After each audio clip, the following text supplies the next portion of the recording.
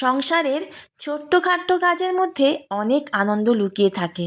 শুধু একটু নিজেকে খুঁজে নিতে হবে। নিজের আনন্দটুকু একটুখানি নিজেকেই খুঁজে নিতে হবে। তো মেয়ে স্কুলের জন্য রওনা দিয়েছে।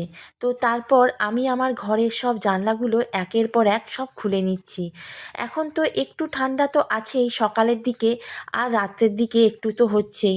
তো যার জন্য সকালে আমি কি করছি, জানলাগুলো খুলছি না। মেয়ে স্কুলেতে রওনা দেওয়ার পর তারপর আমি জানলাগুলো খুলছি। তো এদিকে অফিসের রান্নাবান্না করতে হবে।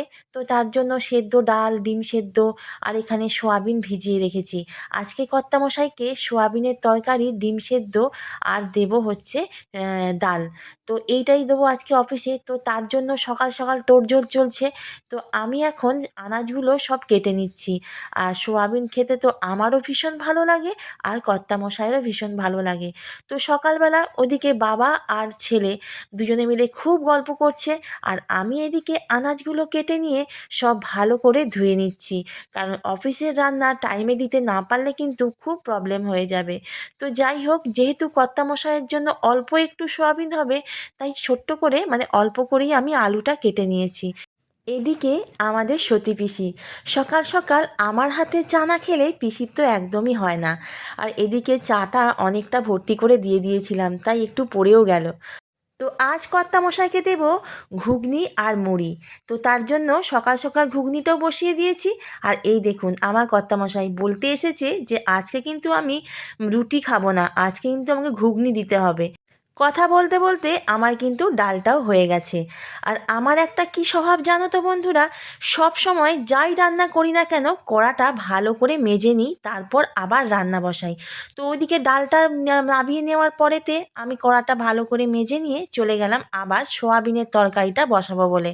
আমার আবার অল্পতে ঠান্ডা লেগে যায়, তাই সকালের দিকে মাফলারটা জড়িয়ে নিয়েছি আর জ্যাকেটটাও পরে নিয়েছি। এখন কিন্তু সকালের দিকে হালকা হালকা ঠান্ডা কিন্তু আছে। তো যাই হোক, এদিকে কিন্তু আমি বাসনটাও সব তুলে নিচ্ছি। আর এই টেবিলটা খালি না করলে খুব অসুবিধা হয়। আর এই দেখুন, কথা বলতে বলতে আমার কিন্তু ভাতটাও হয়ে গেছে। তো আমি সোয়াবিনের তরকারিটা বসিয়ে দিয়ে বাসনটা গুছিয়ে নিচ্ছিলাম। তো এদিকে আমার দেখতে দেখতে সোয়াবিনের তরকারিটাও কিন্তু হয়ে গেল। বন্ধুরা, আমরা কিন্তু জয়েন্ট ফ্যামিলিতে থাকি। আর আমাদের বাড়িতে একটা টেবিল আছে, এই টেবিলটাতে আমরা কিন্তু সবাই একসাথে বসে খাওয়া দাওয়া করি। আর সবাই মিলে খেতে কিন্তু আমাদের ভারী মজা লাগে।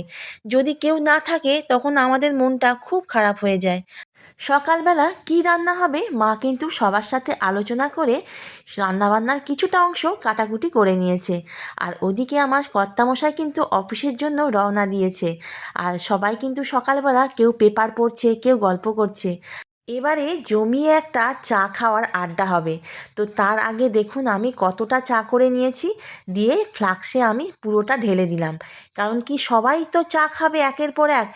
সারাদিনের এই সকালের যে টাইমটা চা খাওয়ার, এই মুহূর্তটা আমাদের কাছে খুব দামি। কারণ আমরা সবাই মিলে বসে আনন্দ করে এই চাটা খাই। আমাদের জয়েন্ট ফ্যামিলি, তাই এক রকমের তো রান্না হয় না। সকালে ঘুগনি করেছিলাম, কিন্তু ঘুগনি তো সবাই খাবে না, তাই আবারও আলু ভেজে নিচ্ছি।